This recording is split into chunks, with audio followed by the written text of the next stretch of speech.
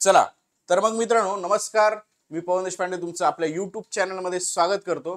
सगळ्यात महत्त्वाची गोष्ट सर, मॅथ रिझनिंग हा घटक आम्हाला खूप अवघड जातो कोणतीही परीक्षा असली तरी सुद्धा। ओके, आज मी तुम्हाला प्रॉपरली 2 ते 3 एक्झाम टार्गेट करून मॅथ बद्दलची भीती कमी करण्याचा प्रयत्न करतोय। 2 ते 3 एक्झाम कोणते? तर सगळ्यात प्रथमतः येते ते म्हणजे रेल्वे भरती। ओके, जी परीक्षा मराठीतून होणार आहे आणि माझी इच्छा आहे महाराष्ट्रातल्या मॅक्झिमम मुलांनी रेल्वे भरतीची तयारी करावी। दुसरी परीक्षा ज्याला सर्वात जास्त मॅथ रिझनिंग असतं ती परीक्षा टीईटी आणि त्यानंतर होणारी टीएआयटी टेट। ओके, टेट परीक्षेसाठी सुद्धा मॅथ खूप इम्पॉर्टंट असतं, याच्यावरतीच तुमचा रिझल्ट मेन मॅटर करतो टेट मध्ये, है ना। टीईटी मध्ये साधारणतः 25 मार्काला असतं, पण टेट मध्ये पाहायला गेलं तर 120 मार्कापेक्षा जास्त मॅथ असतं, ज्याची तयारी आतापासून केला तर पुढच्या 6-7 महिन्यामध्ये तुमचं आरामात सगळ्या गोष्टी क्लिअर होतील। आणि थर्ड गोष्ट म्हणजे सर, आम्ही पोलीस भरतीची तयारी करतो किंवा सरळ सेवेची तयारी करतो। प्रॉपरली पोलीस भरतीमध्ये आम्हाला ग्राउंड परफेक्ट यायला लागले, मॅथ रिझनिंग मध्ये मार्क्स येत नाहीये, त्याच्यामुळे लेखी लय मार्क खायला लागले, असा पण एक पोरांचा ट्रेंड असतो। या सगळ्या मुलांनी कशा पद्धतीनं मॅथ रिझनिंगची तयारी केली पाहिजे यावरती आजचं सेशन इम्पॉर्टंट होणार आहे। ओके, चला तर मग स्टेप बाय स्टेप तुमच्या कमेंट सुद्धा टाका। जर गरज वाटली तर तुमच्या कमेंटला मी 100% उत्तर देईन। त्याच्यावरती अजून जर महत्त्वाचे कमेंट असतील तर त्याच्यावर आणखी एखादा व्हिडिओ लाईव्ह घेऊन तुम्हाला हे करण्याचा प्रयत्न करेन। ओके, तुमचं उत्तर देण्याचा प्रयत्न करेन। राईट, लाईव्ह विद्यार्थी लाईव्ह लेक्चर मध्ये कमेंट करा व्हिडिओच्या एंडला, किंवा व्हिडिओ मध्ये मी तुमचे उत्तर देईन। आणि रेकॉर्डेड पाहणारे विद्यार्थी व्हिडिओच्या एंड व्हिडिओ मध्ये कमेंट करायला विसरू नका। आज हे लेक्चर जर तुम्ही केलात तर तुम्हाला 99% सांगेन या वेने जर तुम्ही गेलात तर तुमचं मॅथ रिझनिंग मध्ये स्कोर हा टेरिफिक पद्धतीने वाढलेला असेल। टार्गेट ठेवूयात मॅथ रिझनिंग मध्ये आउट ऑफ आला पाहिजे। काही 150 इथं म्हणतील की आउट ऑफ मॅथ रिझनिंग मध्ये येत नाहीत, असे काही विद्यार्थी आहेत माझ्याकडे ज्यांना गणिताचं म्हणजे माझेच विद्यार्थी आहेत जे गणिताबद्दल पूर्ण आणि विज्ञ असताना सुद्धा त्यांनी गणिताची तयारी प्रॉपर केली आणि 6 महिन्यामध्ये त्यांचा स्कोर हा 22, 23, 24 एवढ्यापर्यंत गेलाय 25 पैकी। ओके, तुमचं मॅथ कितीही कच्चं असलं तरी सुद्धा मी सांगतोय तेवढ्या स्टेप फॉलो करा, आरामात तुमचा स्कोर तिथं मित्रांनो वाढलेला असेल। चला, सगळ्यांना परत एकदा महाराष्ट्र दिनाच्या देखील शुभेच्छा। पोरांनो, सगळ्यात इम्पॉर्टंट गोष्ट, एक महत्वाची गोष्ट सांगायची झाली तर टेक्स्टबुक हे सर्वात जास्त ऑफर मध्ये सर्वात कमी किमतीमध्ये तुम्हाला एज्युकेशनची क्वालिटी प्रोव्हाइड करत आहे। ओके, टेक्स्टबुक मराठी नावाचं युट्यूब चॅनल पण आहे ज्याच्यावर तुम्ही मला बघताय। हे चॅनल सबस्क्राईब करून ठेवा, कारण इथं माझे डेली लाईव्ह क्लास होतात फ्री मध्ये। ओके, टेक्स्टबुक वरती माझ्या बॅचेस सुद्धा अगदी कमी किमतीमध्ये आहेत। लिटरली सांगेन मी तुम्हाला, पोलीस भरती 400 रुपये मध्ये बॅच होते आणि आज घेतलं तर ते 383 च्या आसपास पडते। म्हणजे ह्या 400 रुपये मध्ये तुम्हाला रोज 4-4 तास लाईव्ह शिकवलं जातं। रोज तुम्हाला त्या ठिकाणी त्याचे रेकॉर्डिंग प्रोव्हाइड करतात। 400 पेक्षा जास्त टेस्ट सिरीज प्रोव्हाइड केले जातात आणि भरपूर सगळ्या गोष्टी नोट्स आहेत। ई बुक सुद्धा आजचे एक गिफ्ट लक्षात ठेवा, ही ऑफर 2 दिवसासाठी आहे, महाराष्ट्र डे दिवसाची। ओके, आज हा शेवटचा दिवस आहे। 2 गिफ्ट आहेत, ते दोन्ही गिफ्ट तुम्हाला टेलिग्रामला भेटतील। पवन सर टेलिग्राम नावानं टेलिग्राम चॅनल आहे, पवन सर टेक्स्टबुक नावानं टेलिग्राम चॅनल आहे। हे दोन्ही टेलिग्राम चॅनल जॉईन करून ठेवा, इथं तुम्हाला आपल्या वेगवेगळ्या हे भेटत असेल। आज 2 गिफ्ट पैकी एक गिफ्ट मी टेलिग्रामला टाकले, ते आहे ई बुक नावाचं। ते ई बुकला तुम्ही क्लिक केल्यानंतर तुम्हाला ई बुक फ्री मध्ये अवेलेबल होणार आहे। आणि दुसरं गिफ्ट आहे सर, कॉम्बो बॅच फक्त 899 ला आहे, 18 महिन्यासाठीची। 18 महिने तुम्हाला याच्यात शिकवलं जाणार आहे, लाईव्ह रेकॉर्ड नोट्स सगळ्या गोष्टी फ्री मध्ये। जर तुम्ही प्रॉपर सरळ सेवा आणि रेल्वेची एकत्र तयारी करायची असेल तर तुम्ही 100% कॉम्बो बॅच जॉईन करा। ओके, आणि ज्यांना वाटत असेल की मी सरळ सेवाच करतो त्याच्यासाठी तर मला वाटतं 500-600 मध्ये बॅचेस असतील। ओके, चलो ठीक आहे।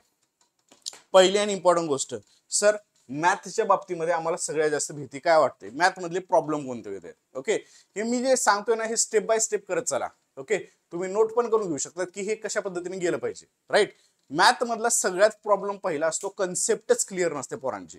ओके, मी वारंवार सांगत असतो लेक्चर मध्ये की पोरांनो तुम्ही कन्सेप्ट वर भर द्या। मॅथ हे जवळपास 30 ते 40% ट्रिक्स आणि 60 ते 70% कन्सेप्ट वर डिपेंड आहे। तसं तर 100% कन्सेप्ट वर डिपेंड आहे, ज्याच्या कन्सेप्ट क्लिअर असतील तोच पोरगा ट्रिक्स वापरू शकतो। पण होते काय माहितीये का, आपण पाहत असताना मोस्टली 100% ट्रिक्सचा वापर करायचा प्रयत्न करतो। ट्रिक्स ह्या काही गणितांसाठी अप्लाय होतात, सगळ्या गणितांसाठी अप्लाय होत नाहीत. मग आपण त्याच टाईपचं दुसरं गणित सोडवलं तर उत्तर चुकतं आपलं आणि मग आपल्याला फ्रस्ट्रेशन येतं. पहिली गोष्ट, ट्रिक्स लक्षात ठेवण्यासाठी ताण घ्यावा लागतो. ओके, ट्रिक्स हे फक्त गोडवा वाटण्यासाठी ट्रिक्स असते, पण शक्यतो त्या ठिकाणी परीक्षेत गेल्यानंतर आपल्याला ट्रिक्सच आठवत नसते. ओके, ही फॅक्ट आहे, ही माझ्या बाबतीतली फॅक्ट आहे. मी वयवारी शिकवताना एकदा ट्रिक्स मध्ये शिकवलं आणि ज्यावेळेस मी स्वतः पेपर द्यायला गेलो त्यावेळेस वयवारीची मी ट्रिक्स आठवलीच नाही मला. ओके, मी पटकन लगेच कन्सेप्ट वरती गेलो, वयवारीच्या ट्रिक्स वर न जाता वयवारीच्या कन्सेप्ट वर गेलो आणि पटकन उत्तर सॉल्व्ह केलं. ओके, जर इथं मास्तर लोक जर स्वतः ट्रिक वापरत नसेल परीक्षेमध्ये, ओके, तर विद्यार्थ्यांनी वापरणं योग्य आहे का? नाही. पोरांचं सगळ्यात घाण कुठं होते, मला मोस्टली पोलीस भरतीचे विद्यार्थी भेटतात, सर लेक्चर पेपर मध्ये गेलो ट्रिक्सच आठवली म्हणतात. ओके, तर लक्षात ठेवा, कन्सेप्ट क्लिअर नसते आणि आपला भर असतो मॅक्झिमम ट्रिक्स वरती. तर लक्षात ठेवा, पहिली स्टेप तुम्हाला काय करायचंय मॅथ्ससाठी, तर कन्सेप्ट क्लिअर करायचा आहे. मॅथ्ससाठी काय करायचंय, पहिल्यांदा कन्सेप्ट क्लिअर करायचं आहे. आता कोणतीच परीक्षा तुमची लगेच महिन्यावर नाहीये, 1 महिना 1.5 महिना. प्रत्येक परीक्षेला, पोलीस भरतीला सुद्धा 2.5-3 महिन्याचा वेळ आहे, रेल्वे भरतीला 3 ते 4 महिन्याचा वेळ आहे, बरोबर. येणाऱ्या सरळ सेवेला कमीत कमी 3-1 महिन्याचा वेळ आहे, राईट. टीईटी TIT ला नाही म्हणलं तरी 6 महिन्याचा वेळ आहे, बरोबर. म्हणजे हा सगळा टाइम आहे, याच्यामध्ये तुम्हाला कन्सेप्ट शांत डोक्याने क्लिअर करता येते. ओके, रोज फक्त मॅथ रिझनिंग साठी 1.5 ते 2 तास अभ्यास करायचा, कन्सेप्ट तुमची आरामात क्लिअर होते. कन्सेप्ट क्लिअर ठेवायची आहे आपल्याला, बरोबर. मग एक लक्षात ठेवा, पहिली स्टेप आहे कन्सेप्ट कन्सेप्ट कन्सेप्ट. ट्रिकच्या मागे जास्त लागायचं नाहीये. जिथं ट्रिक आहे ना तिथे मी 100% सांगेन हे ट्रिकनं अख्खा टॉपिक सॉल्व्ह होतो, त्याच ट्रिक करायच्या, अन्यथा ट्रिक करायच्या नाहीयेत. ओके, म्हणजे कन्सेप्ट क्लिअर नाहीये, हा पहिला प्रॉब्लेम आहे मॅथ मधला, की बाबा माझ्या कन्सेप्ट क्लिअर नाहीत. मग ह्याच्यासाठी कन्सेप्ट क्लिअर वरती भर द्यायचा. सेकंड थिंग आहे, सर आम्हाला फॉर्म्युलेच लक्षात राहत नाहीत, है ना. अख्खा मॅथचा टॉपिक, मॅथचं लेक्चर जर केला तुम्ही, तुम्हाला मी सांगेन फॉर्म्युल्यांची किती गरज आहे. मी फक्त आता हे फॉर्म्युले कशाचे सांगतोय, रेग्युलर मॅथचे. A+B चा वर्ग, A-B चा वर्ग हे बाजूला ठेवा थोडा वेळासाठी, त्याला 7-8 फॉर्म्युले त्याचे सेपरेट करावे लागतात. संपूर्ण मॅथ हे 7 ते 8 फॉर्म्युल्यावर डिपेंड आहे, संपूर्ण मॅथ. ह्या 7 ते 8 पण गरज नाहीये, मी म्हणेन मॅक्झिमम 5 ते 6 फॉर्म्युले तुम्हाला पाठ करायचे आहेत. पहिली गोष्ट सिम्प्लिफिकेशनचे फॉर्म्युले बाजूला ठेवले बरं का मी, कारण त्या एकाच टॉपिक मध्ये तुम्हाला 10-12 फॉर्म्युले पाठ करावे लागतात. ओके, सिम्प्लिफिकेशन बाजूला ठेवून फक्त मॅथ मधले सांगितले मी तुम्हाला, मॅथचे तुम्हाला मॅक्झिमम 5 ते 6 फॉर्म्युले पाठ करायचे आहेत. त्यामुळं मॅथ म्हणलं की त्या ठिकाणी फॉर्म्युलेच फॉर्म्युले असं मनात घ्यायचं नाहीये. ओके, लक्षात ठेवा, सिम्प्लिफिकेशन. आणि आता जर ट्रिग्नॉमेट्री तर तसं नसतंच, तुम्हाला रेल्वेला ट्रिग्नॉमेट्री असतं, ट्रिग्नॉमेट्री आणि सिम्प्लिफिकेशन बाजूला ठेवले तर 5 ते 6 फॉर्म्युले लक्षात ठेवायचे आहेत. जसे की त्या ठिकाणी अंतर बरोबर वेग गुणले वेळ हा फॉर्म्युला आहे, राईट. त्याच्यानंतर सरळ व्याजचा एखादा फॉर्म्युला असेल, चक्रवाढ व्याजचा. पण सरळ व्याज आणि चक्रवाढ व्याज असे टॉपिक जर तुमचे कन्सेप्ट क्लिअर असल्या तर तुम्ही ट्रिकनं सुद्धा सॉल्व्ह करू शकतात. त्यामुळे त्याला सुद्धा एखादा फॉर्म्युला लागेल, 2 पण फॉर्म्युला लागणार नाहीत, एखादा फॉर्म्युला सरळ व्याज चक्रवाढीसाठी लागेल, अन्यथा त्याच्यासाठी सुद्धा फॉर्म्युला लागत नाही.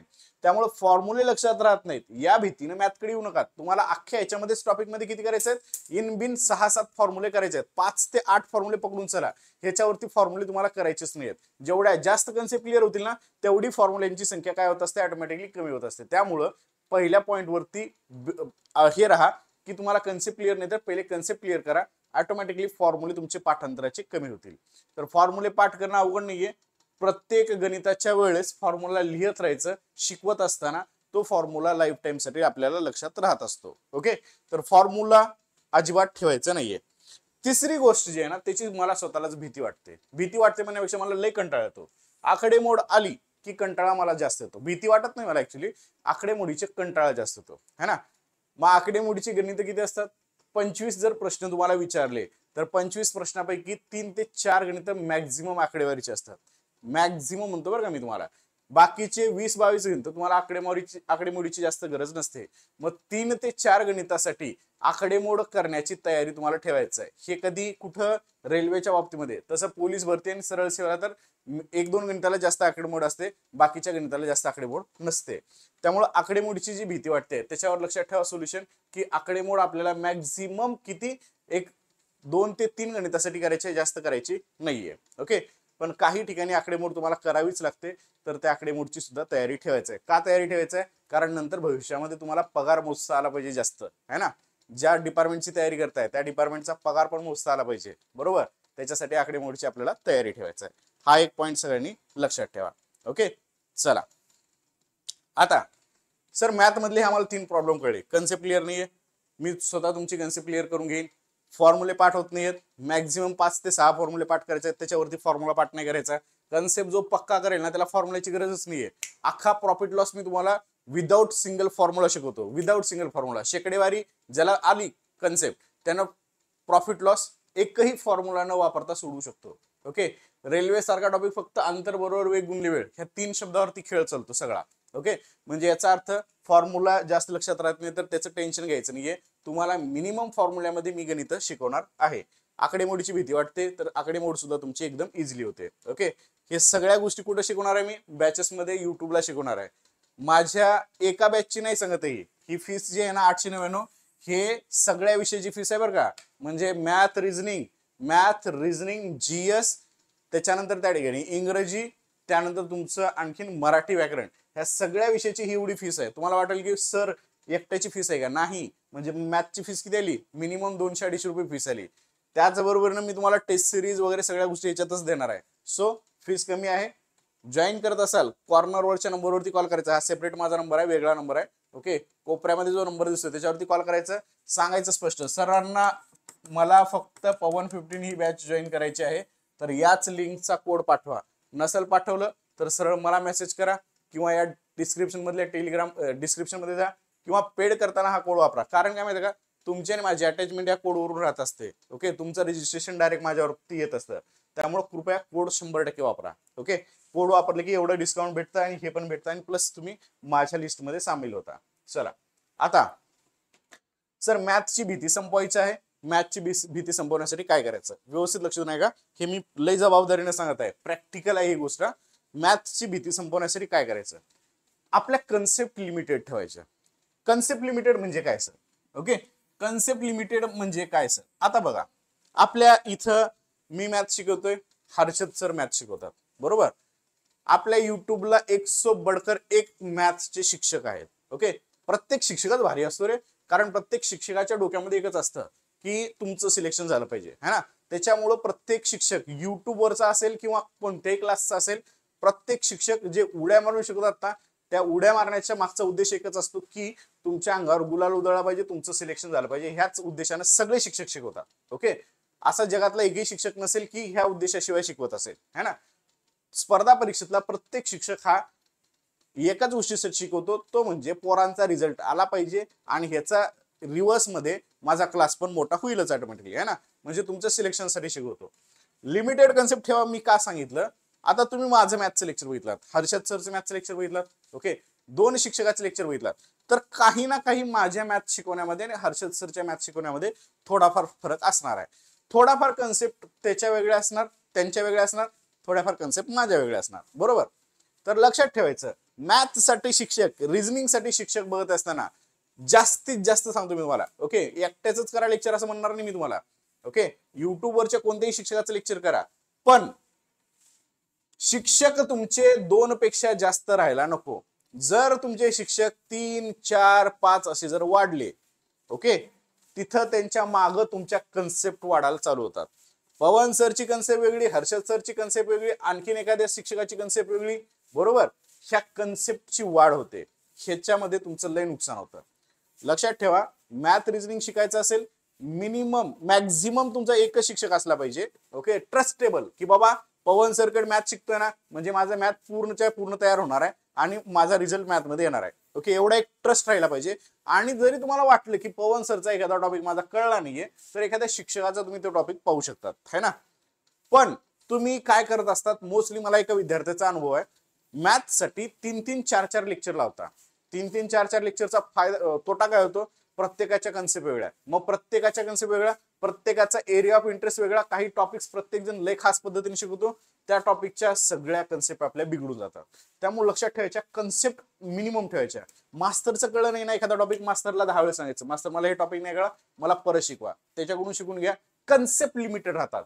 मग कन्सेप्ट लिमिट राहिलं की रिव्हिजन अनलिमिटेड करायचं. मग पवन सरचं लेक्चर झालं ना, मग हर्षद सरांचं म्हणायचं हर्षद सरांचे सगळे गणित घ्यायचे रिव्हिजन अनलिमिटेड, आणखीन एखाद्या शिक्षकाचे सगळे गणित घ्यायचे रिव्हिजन अनलिमिटेड, वापरायचं सगळ्या प्रश्न घ्यायचे आणि वापरायची एकाच शिक्षकाची कन्सेप्ट, तीच कन्सेप्ट बिल्ड करा. ओके, म्हणजे जी काही कन्सेप्ट शिकवलं जाईल तीच कन्सेप्ट बिल्ड करायचं. लगेच थोडासा पाहिलं की एखादं गणित दुसऱ्यानं सोप्या पद्धतीने शिकवलंय, तिकडे गेले की संपला, मग कार्यक्रम झाला आपला थाटात. ओके, तर तसं करायचं नाही. एकच कन्सेप्ट किंवा मॅक्झिमम 2 कन्सेप्ट व्यवस्थित करायच्या आणि त्या कन्सेप्ट वरती रिव्हिजन अनलिमिटेड करायचे. सोडवायचे किती तुम्हाला मसाईली सवीचे 100-150 प्रश्न, 150 प्रश्नाच्या वर सोडवायची गरज नाहीये. तेवढे 150 प्रश्न सोडवले ना, तुमचा मसाईली सवीमध्ये एक पण मार्क चुकणार नाही. असं इनबिन किती आहेत टॉपिक तुम्हाला, मॅक्झिमम टॉपिक मधले टॉपिक जरी पाडले तरी 30 टॉपिक होतात है ना. 30 टॉपिक गुणले जरी 15 केला आपण, 4,500 पर्यंत प्रश्न तुम्हाला सोडवायचे आहेत है ना. 15 त्रिक 45, 4,500 पर्यंत प्रश्न सोडवायचे आहेत. ह्याच्यावरती प्रश्न सोडवायचे नाहीत. मग तुम्हाला रिव्हिजन अनलिमिटेड करायचं आहे, लक्षात ठेवायचं. ओके, मग आजपासून कन्सेप्ट लिमिटेड आणि रिव्हिजन अनलिमिटेड या प्रोसेसने जायचं आहे. ट्रिक्स प्रमाणापेक्षा जास्त नाही ठेवायच्या. ओके, मी ह्या गोष्टीच्या एवढ्या विरोधात गेलोय का माहितीये का, कारण मी स्वतः एक वयवारीवरती टॉपिक शिकवला होता युट्यूबला. ओके, वयवारीवरती टॉपिक शिकवला होता युट्यूबला विदाऊट एक्स या पद्धतीनं. ओके, विदाऊट एक्सचा वापर न करता शिका. त्या व्हिडिओला मला जवळपास 1.5 लाखाच्या वरती व्ह्यू गेले. 1.5 लाख पोरांनी पाहिले. सगळ्या पोरांना आवडला व्हिडिओ. लय भारी व्हिडिओ सर, लय भारी व्हिडिओ, एक नंबर सगळे यायला लागले. मी स्वतः ज्यावेळेस वयवारी टॉपिक शिकवायला गेलो, परीक्षेमध्ये सोडवायला गेलो, त्यावेळेस वयवारी टॉपिक सोडवताना मी स्वतः कन्सेप्टनं सोडवला. ओके, कन्सेप्टनं सोडवला म्हणजे काय केलं एक्सचाच वापर केला. एक्स ही कन्सेप्ट आहे बरं का, आणि ती लय ऑथेंटिक कन्सेप्ट आहे. एक्सचा वापर केला आणि सोडवलं. मला वयवारीची ट्रिक परीक्षेत स्वतःलाच आठवली नाही. मग मला वाटलं की यार हे वयवारी मी विदाऊट एक्स सोडवलं, माझं कौतुक जास्त होतंय, व्ह्यू जास्त आले त्या व्हिडिओला, फायदा काय. पोराला परीक्षेमध्ये पेपर 8 पेपरमध्ये एक कन्सेप्टच आठवत नाही. मी स्वतःवरून दुसऱ्या पोरांना विचारलं, बाबा हे आठवलं का, येते का तुम्हाला, तर ते म्हणले की सर परत एकदा व्हिडिओ बघावं लागते मग आम्हाला सोडवावं लागते. मग पेपरच्या वेळेस तुम्ही परत व्हिडिओ बघून सोडू शकता का, नाही. त्यामुळे वयवारी विदाऊट एक्स वगैरे जर हा काही प्रकार असेल तर तो प्रकार आपल्याला करायचा नाहीये, म्हणजे नाहीये. फक्त आणि फक्त कन्सेप्टच्या मदतीनंच तुम्हाला गणित सोडवायचं. मॅथ मध्ये लक्षात ठेवा, आता सांगू ठेवतो, मॅथ मध्ये तुम्हाला 60 ते 70% कन्सेप्ट आहेत, कन्सेप्ट न जायचं आणि 30 ते 40% टॉपिक्स तुम्हाला ट्रिक्स न करायचा आहे. 30 ते 40% टॉपिक्स तुम्हाला ट्रिक्स न करायचं आहे. एवढी गोष्ट लक्षात ठेवा. ओके, चला सर, म्हणजे परीक्षेमध्ये आपल्याला ट्रिक्स फक्त 30 ते 40% करायचे आहेत, बाकी 60 ते 70% आपल्याला कन्सेप्ट करायचे आहेत. असं केलं तरच तुमचं पोरांनो काय होणार आहे, असं केलंच तर तुमचा रिझल्ट जो आहे तो रिझल्ट मॅथमध्ये 100% येणार आहे. डन. तर एवढी गोष्ट सगळ्यांनी लक्षात ठेवायचं आहे. आणि मॅथकडे बघताना माझा अवघड विषय आहे सर, मला मॅथमध्ये मार्क येत नाहीत सर, हे आता तुम्ही आतापर्यंत म्हणलेले आहात. ओके, काही हरकत नाही, आतापर्यंत म्हणला तरी चालतंय. पण ह्याच्यानंतर मॅथकडे बघताना जसं मराठीकडे बघता, आई शपथ मराठीमध्ये मी आउट ऑफच मारतो, त्या पद्धतीने चॅलेंज द्या स्वतःला. आई शपथ मी मॅथ म्हणलं ना, मी मॅथ रिझनिंग म्हणलं ना, मॅथ रिझनिंग मध्ये मी आउट ऑफच मारणार, 100% मारणार आउट ऑफ. काहीच विषय नाहीये. मला टॉपिकच किती तयार करायचे, 30 टॉपिक करायचे म्हणल्या ना सरांनी, 30 टॉपिक वरचे मी सरांनी 150 प्रश्न म्हणलेत ना, मी 200 सॉल्व्ह करतो. का सॉल्व्ह करतो, कारण मला ना माझी परिस्थिती बदलायची आहे, मला मायबापाच्या समोर एकदम थाटात जायचं आहे, मायबापाला थाटात घेऊन फिरायचं आहे, मला एवढं करायचंय. मग ह्याच्यासाठी मला आत्ता घासायचंय फक्त 6 ते 8 तास है ना. 200 प्रश्न मी सॉल्व्ह करतो, प्रत्येक टॉपिकचे प्रत्येक लेवलचे प्रश्न सॉल्व्ह करतो, परत रिव्हिजन करतो, परत पेपर सॉल्व्ह करतो. आणि या वर्षी मला कोणत्या हालतीमध्ये पोस्ट फिक्स करायचं आहे, भलेही ती रेल्वे डिपार्टमेंट असेल, भलेही ती खाकी असेल आपली, भलेही सरळ सेवा मधले एखादं डिपार्टमेंट असेल, कोणती ना कोणती एक पोस्ट मला फिक्स करायचं आहे. बस मला माझ्या कुटुंबासाठी, माझ्या लेकरा बाळांसाठी मस्त अभ्यास करायचा आहे. लेटेस्ट एका मुलाचा फोन आला होता, तो म्हणला की सर मी तलाठी झालेला आहे. मी तुम्हाला सांगितलं नाही एवढ्यासाठी, कारण मला जॉईनिंग नंतर तुम्हाला सांगायचं आहे, पण आता राहवतच नाही म्हणून सांगतोय सर, मी तुमचा विद्यार्थी तलाठी आहे. आणि मी म्हणलं बाई तू एवढं, आता त्याचं वय होतं जवळपास 32-33, कुठं कशापासून केलास म्हणलं एवढं वय असताना. त्यानं म्हणलं सर मी माझ्या पुरीला बघत होतो, लहान मुलगी आहे त्याला 2 वर्षाची, मी त्या पुरीसाठी, माझ्या स्वतःच्या पुरीसाठी म्हणून अभ्यास केला, माझं सिलेक्शन झालं. इथं बघणाऱ्या बरेच जणांची लग्न मॅरिड आहात, आपल्या स्वतःच्या लेकरांना बघा, मॅरिड नसाल तर मायबापांना बघा, आणि ह्यांच्यासाठी एक टार्गेट करून 100% अभ्यास करा. सिलेक्शन कोणीही रोखू शकत नाही, कोणाच्या बापामध्ये दम नाही आपलं सिलेक्शन रोखण्याचा. फक्त 4 घटक नीट करायचे, 4ही घटकामध्ये परफेक्टली मार्क्स आले पाहिजेत. ह्याच्यानंतर तुम्हाला कोणीही थांबू शकत नाही या पोस्ट घेण्यापासून. ओके, चलो आता सर ठीक सगळं सांगितलं आम्हाला, आता आम्ही दोन प्रकारचे विद्यार्थी आहोत. कोणते विद्यार्थी आहोत सांगतो तुम्हाला. आता इथे लगेच समजून घ्या. सध्या तुम्ही कुठं आहात? 25 क्वेश्चन आहेत. 25 क्वेश्चन पैकी तुम्ही कुठं आहात आणि मी कुणाला म्हणेन आवरेजच्या खाली आणि कुणाला म्हणेन आवरेजच्या वर आहे. ओके, आवरेजच्या खाली असणारे कोण आहेत आणि आवरेजच्या वर असणारे कोण आहेत बघा. लक्षात घ्या, 25 पैकी ज्या पोरांना सध्या आता या मिनिटाला पेपर सॉल्व्ह केल्यानंतर 20+ मार्क येत आहेत. ओके, 20+ मार्क येत आहेत ते सगळ्या पोरांसाठी. ओके, 20च्या खाली जर मार्क येत असतील तर तुम्ही आवरेजच्या खाली आहे. ओके, 20च्या खाली जर मार्क आले तर तुम्ही आवरेजच्या खाली आहे आणि 20 पेक्षा जर जास्त मार्क येत असतील तुम्हाला 25 पैकी तर तुम्ही आवरेजच्या वरती असणारे पोर आहात. तुमचे मार्क, आता मी पेपर दिला तुम्हाला, एखादा प्रश्नपत्रिका सॉल्व्ह करताय, 25 पैकी जर तुम्ही 20 पर्यंत पोहोचत असाल, 20च्या पुढे जात असाल तर 20च्या जवळपास असणारे सगळे आवरेजच्या वर आहेत पोरं. हे पोरग मार्क जास्त घेऊ शकते. 20 पेक्षा कमी असणारे मात्र त्या ठिकाणी काय आवरेजच्या खाली असणारे पोर आहेत. मग आवरेजच्या खाली असणाऱ्या पोरांनी काय केलं पाहिजे आणि आवरेजच्या वर असणाऱ्या पोरांनी रेग्युलर काय केलं पाहिजे हे एकदा मी तुम्हाला पोरांनो शिस्त व्यवस्थित सांगतो. डन. सगळेजण व्हिडिओ लाईक केले का पहिल्यांदा सांगा मला. व्हिडिओ लाईक करावर. हे सगळं बनवायला मला लय वेळ लागत असतो. एखादं लेक्चर होऊन जातं आमचं, पण हे 10 मिनिटाच्या लेक्चरला आम्हाला 2-2, 3-3 दिवस विचार करावा लागतो की काय सांगायचं तुम्हाला. ओके, त्यामुळे आल्या व्हिडिओ लाईक करायला विसरायचं नाहीये आणि व्हिडिओ मॅक्झिमम पोरांपर्यंत शेअर करायला सुद्धा विसरायचं नाहीये. ओके, हे सगळं मी तुम्हाला बॅचेस मध्ये घेणार आहे. आज महाराष्ट्र डेची ऑफर आहे, महाराष्ट्र दिनाची ऑफर आहे. ती ऑफर तुमची 400, 500, 1000, 800 मध्ये होऊन जाते. तर 100% वर्ष 1.5 वर्षासाठी सोबत राहायचं आहे आपल्याला. तर या नंबरवरती कॉल करून सुद्धा घेऊ शकतात किंवा डिस्क्रिप्शन मधल्या लिंक मधून सुद्धा घेऊ शकता. चला, आवरेज पेक्षा कमी वाल्याने काय करायचं. आवरेज पेक्षा कमी वाले म्हणजे काय सर? 25 पैकी 20 पेक्षा कमी वाले, 20 पेक्षा कमी मार्क्स येणारे पोरं. मग आता ते 10 पण असतील, 5 पण असतील, 0 पण असतील, सगळे आवरेज पेक्षा कमी आहेत माझ्यासाठी, है ना. मग आता 20 पेक्षा कमी वाले पोरांनी काय करायचं? सगळ्यात पहिले सिलेबस पूर्ण करायचं मॅथचा. म्हणजे काय सर? पहिली गोष्ट स्टेप नंबर 1. स्टेप नंबर 1 मध्ये काय लिहायचं? सिलेबस लिहून काढा. ओके, टॉपिक सगळे लिहून काढा. टॉपिक लिहून काढणे म्हणजे पहिला टॉपिक लिहायचा संख्या, दुसरा टॉपिक लिहायचा मसावी लसावी, तिसरा टॉपिक लिहायचा पाण्याच्या की नळ लिहू शकतात, सरासरी लिहू शकतात, काळका मेघमजूर लिहू शकतात, रेल्वे लिहू शकतात, बरोबर, सरळ्या चक्रवाढ लिहू शकतात. हे टॉपिक सगळे लिहायचे तुम्हाला, राईट. बोट आणि प्रवाह लिहू शकतात. असे टॉपिक सगळे काय करायचे? कोणतेही पुस्तक बघायचं, पुस्तकातून लिहून काढायचे. पहिला टॉपिक. ओके, आणि तो टॉपिक लिहिल्यानंतर तुमचा सिलेबस तुम्हाला पूर्ण करायचा आहे अभ्यास करून. प्रत्येक टॉपिक, संख्या टॉपिक लिहिला, संख्या टॉपिक शिकवला का पवन सरांनी? ओके, पवन सरांनी शिकवलेला आहे. मला किती मार्काचं येते? स्वतःच अनालिसिस स्वतः करायचं. मी रोज अनालिसिस करायचो परीक्षा चालू असताना. मी परीक्षा देतो ना त्यावेळेस रोज अनालिसिस. झोपताना, यार माझं मॅथ एवढं झालंय, माझं इंग्लिश एवढं झालंय, मला एवढे मार्क येतील, आता एवढं मार्क येत नाहीयेत, काय करू? दुसऱ्या दिवशी त्याच्यावरती प्रॅक्टिस. संपूर्ण सिलेबस लिहून काढायचा टॉपिक वाईज, त्याच्यावरती पुढे लिहायचं. पवन सरांनी शिकवलंय का? येस. शिकवलं असेल तर टिक मार्क करायचं. टिक मार्क केल्यानंतर पुढचं अनालिसिस तुम्ही स्वतः तयार करा किंवा मी सांगतो. मला जर ह्या टॉपिक वरती 20 मार्काचा पेपर झाला तर किती मार्क येतील? 10 मार्क येतील. चल परत एकदा लेक्चर बघ, परत एकदा त्याच्यावरची प्रॅक्टिस कर, सोडव. मला या शिकवल्यापैकी 20 पैकी 20 येतात. चलो डन, हा कम्प्लीट झाला. दुसरा मसावी लसावीकडे जायचं. मसावी लसावी शिकवलाय का? येस. पीडीएफ अवेलेबल केली का सरांनी? अवेलेबल केला असेल तर येस, नसेल तर सरांना मेसेज करायचं, सर पीडीएफ नाहीये, शिकवलेल्या टॉपिकची पीडीएफ द्या. शिकवलेल्या टॉपिकची पीडीएफ पण भेटेल. सर प्रश्न अवेलेबल नाहीयेत, प्रश्न द्या, प्रश्न पण भेटतील, राईट. मार्केटमधलं कोणतेही पुस्तक किंवा माझं स्वतःचं पुस्तक येत आहे, माहिती आहे ना सगळ्यांना. माझं स्वतःचं पुस्तक सुद्धा तुम्ही घेऊ शकतात आणि तुमची तयारी करू शकतात. डन. तर हे पण पॉईंट करायचं. चला, 20 पैकी मला मसावी लसावीमध्ये किती येत आहेत?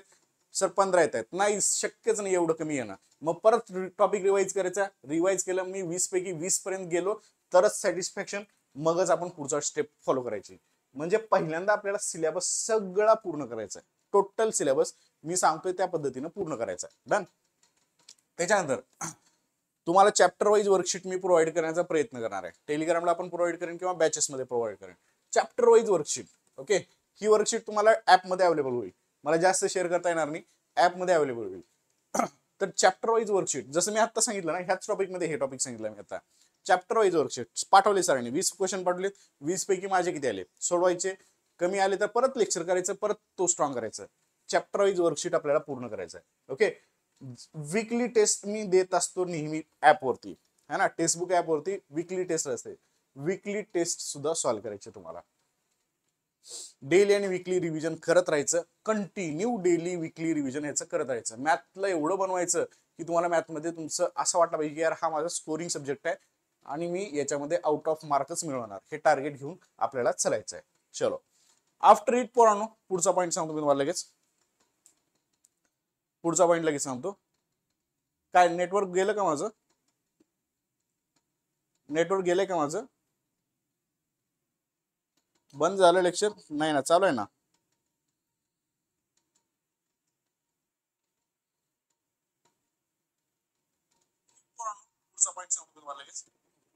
पोरं अचानक कमी झाले कस काय? चालू आहे रे लेक्चर. किती वेळ झाला?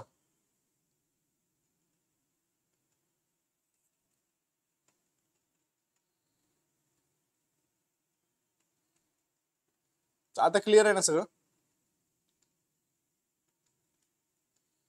शेतात काम करावं लागतं त्यामुळे फार थकून जातो व अभ्यास करण्याची इच्छा खूप असते, पण असे वाटते रात्रभर अभ्यास करावा पण शरीर साथ देत नाही. घंटा शरीर साथ देत नाही. काय म्हातारे झाले काय तुम्ही शरीर साथ न द्यायला? हा, असे डायलॉग 60-70 वर्षाचे म्हातारे मारतात. असे डायलॉगच मारायचे नाहीत. शेतात काम करताय, आम्ही पण काम केलोय. आम्ही शेतात पण काम केलोय. आम्ही 8-8 तासाची 12-12 तासाच्या ड्युट्या केल्यात आम्ही. त्या ड्युट्या उभं राहून केल्यात, उभं राहून कंटिन्यू. ओके. जे पोरास सांगतात ना की सर आम्हाला काम करावं लागतं, तुमच्या समोर शिकवणारा मास्तर सुद्धा कामच केलेलं आहे. सकाळी 5:30ला उठून जवळपास एक 300-400 घरामध्ये पेपर टाकायचो मी. ओके. 10वी-12वी ग्रॅज्युएशनला असताना सकाळी 5:30ला उठून पेपर टाकायचो. पेपर टाकून मग ह्याला जायचो. तेवढ्यावर भागायचं नाही. त्याच्यानंतर हॉटेलमध्ये ऍज अ वेटर म्हणून काम करायचो. सेम काम दोन्ही वेळेस. ओके. 30 रुपये पगार होता वेटरचा मला, 30 रुपये. राईट. ज्यूसच्या दुकानावरती मी वेटर राहायचो. ते ज्यूस बनवण्यापासून ते शेअर करण्यापासून सगळ्या गोष्टी पार त्या कब्बशा विसरण्यापासून मी काम केलेले आहेत. मग हे काम करतो ही गोष्ट कोणालाही सांगायची नाहीये. बिलकुल सिंपत्ती घ्यायची नाही कोणाकडून. लक्षात ठेवा, कोणीही तुम्हाला सिंपत्ती देण्यासाठी बसलेलाच आहे. काय होतंय, थोडंसं गुणगान होतं, संपला विषय. त्याच्यानंतर किंमत नाहीये तुम्हाला. काम करावं लागतंय ह्या गोष्टीचं जास्त इश्यू नाही करायचा. मी स्वतः पेपर टाकण्यापासून सिक्युरिटी गार्ड पासून हॉटेलमध्ये वेटर पर्यंत सगळे कामं केले, आणि तेही माझ्या 10वी पासून. आत्ता नाही, 10वी पासून मी पूर्ण नोकरी लागेपर्यंत हे सगळे कामं केले. त्याच्यामुळं कामाचा काहीही फरक पडत नाही कोणत्याही गोष्टीवर. ओके. हे काय येडेपणा व्हायला लागलाय नेट बंद पडण्याचा?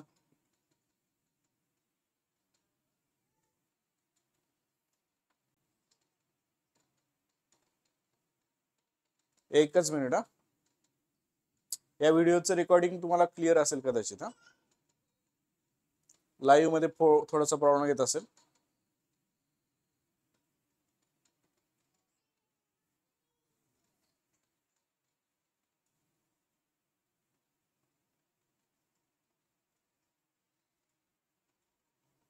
चलो एक सेकंड.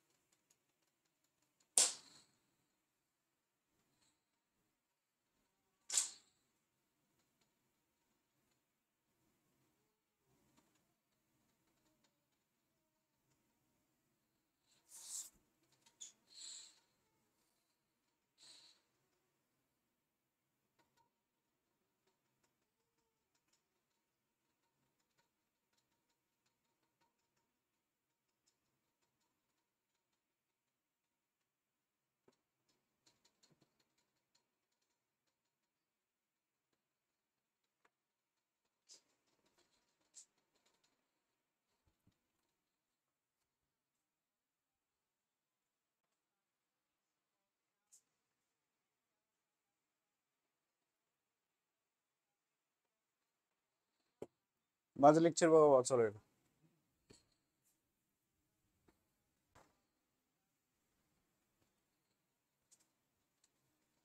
चलो, मला वाटतं नेट थोडंसं पोरांनो बंद पडलेलं आहे.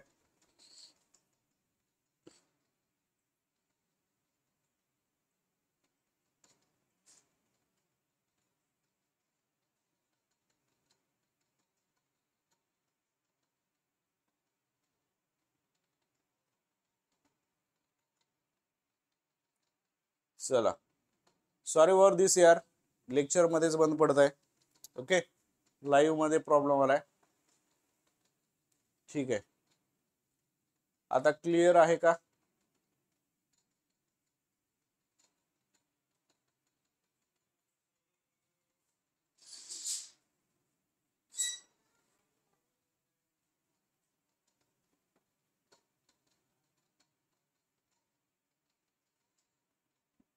आता क्लिअर आहे का? चला,